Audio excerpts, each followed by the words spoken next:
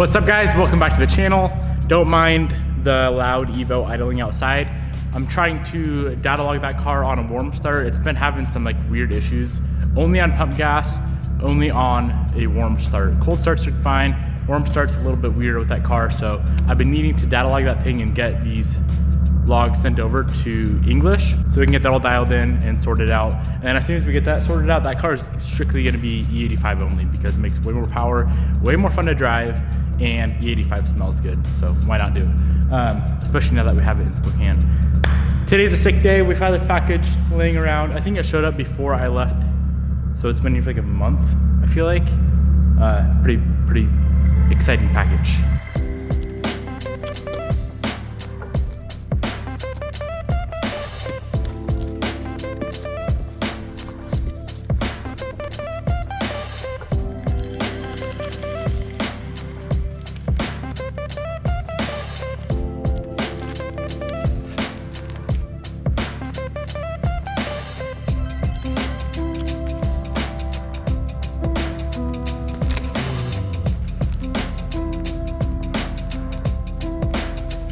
So we picked up some insane looking intercooler piping for the Evo 8. Titanium, short out, tile flange. We have the little bung over there for the IAT sensor, the intake air temp sensor. This stuff is so light. I feel like these parts right here are going to be the absolute icing on the cake for the Evo 8. I'm super freaking excited.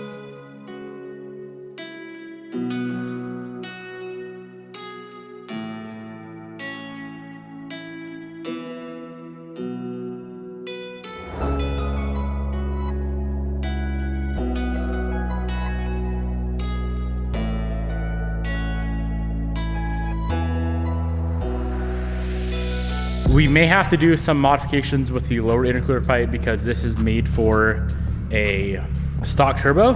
And I don't know if you guys remember back when we were doing this turbo kit on the car, we were kind of having struggles getting any sort of lower intercooler pipe to fit. So we might have to like find some other couplers and whatnot for the lower.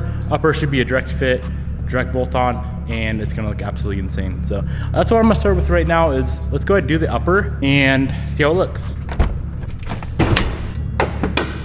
Here's how she looks now with the all black intercooler piping. It looks good. Obviously the titanium is gonna look absolutely insane, especially because the car's blue.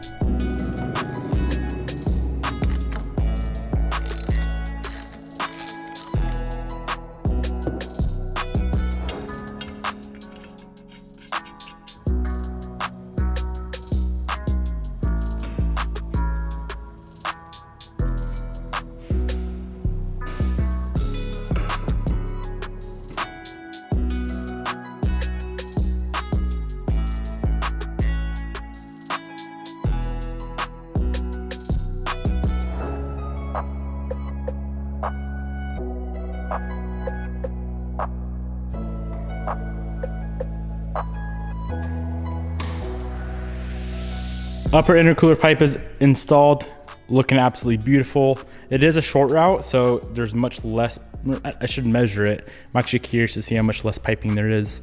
But instead of it coming up and around where the factory battery would go, just dump straight down. So it should help us spool a little bit sooner, and obviously it looks 10 million times better. It looks so freaking good. I'm gonna go ahead and get the car up in the air and we can see if that lower intercooler pipe is even gonna work at all for this turbo setup.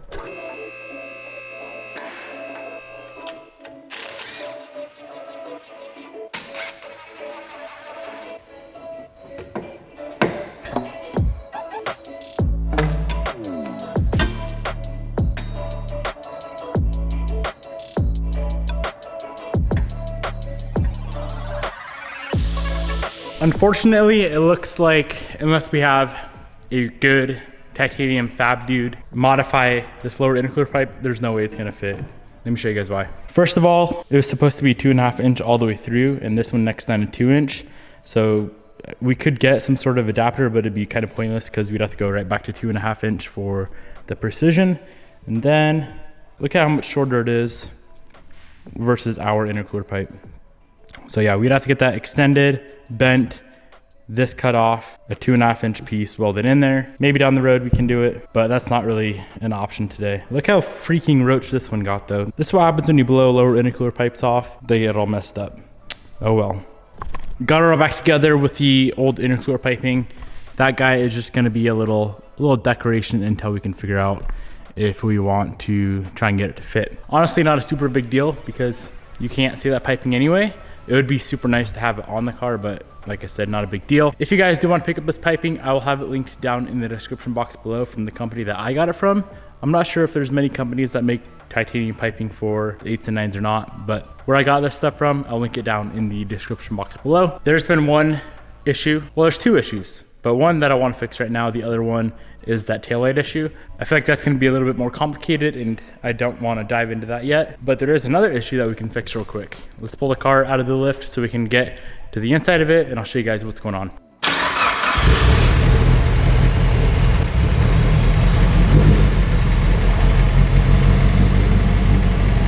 This has been an issue since day one. The issue is that we cannot lock the driver's side door with the key fob or with this button here. It'll lock all the other doors, but I'm pretty sure the actuator, the door lock actuator in this door's shot. It's been very, very annoying. I did pick up a new door lock actuator right here. So all I'm gonna do is I'm going to pull that panel off, plug this one in and see if this one will work before I go ahead and just swap everything out. But I'm fairly confident that's what the problem is. Screw there, one down there, that guy there, door panel pops off.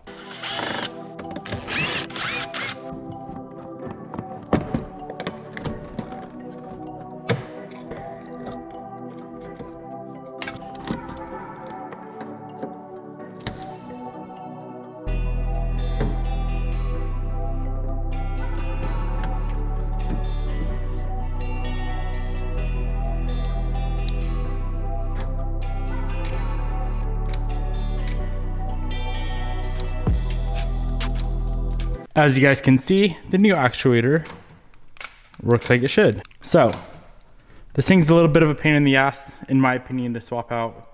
There's all these arms that run up to the door handle and then the cables that run up to the door handle itself. But let's get her swapped out.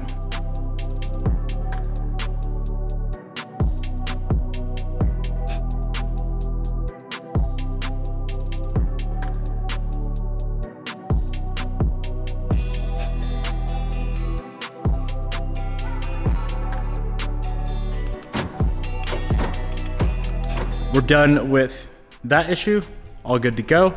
It's gonna be nice being able to lock the car without the key. I am going to real quick just dick around with that taillight, do some testing on some wires to figure out what's going on there. So basically what's going on is, let me show you. Ignition's on, lights are off, that taillight's on, that taillight's off. So originally I thought that taillight was not working at all, like right when you put this car back together. But what I realized is that light is always kind of dim, regardless if the lights are on or off. That one works fine. So something's going on here. Let's kind of dig into it, test some grounds, test some wires, and see if we can figure it out.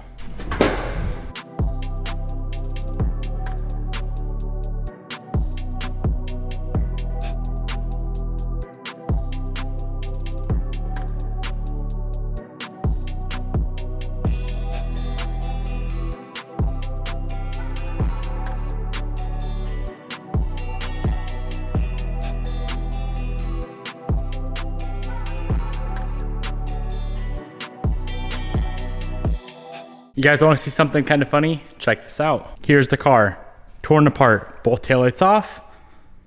Come up here, started looking into like all the joint connectors right down there because I know those can get corroded. I thought maybe we had some sort of issue going on there.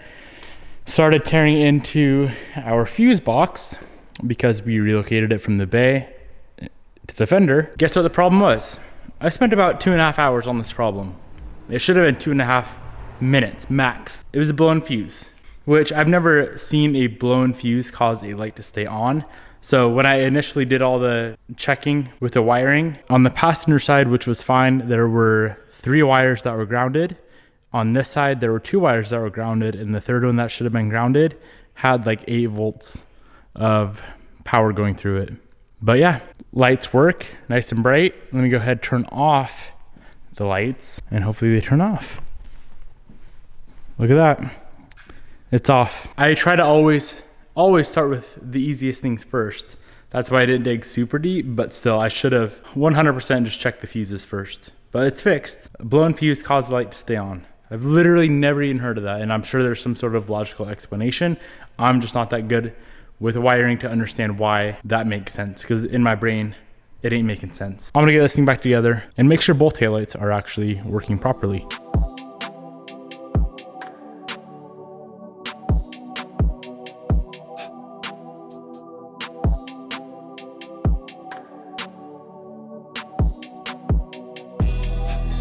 Excited with the progress that we made today. 2 weird electrical issues, both fixed. That's kind of rare for me.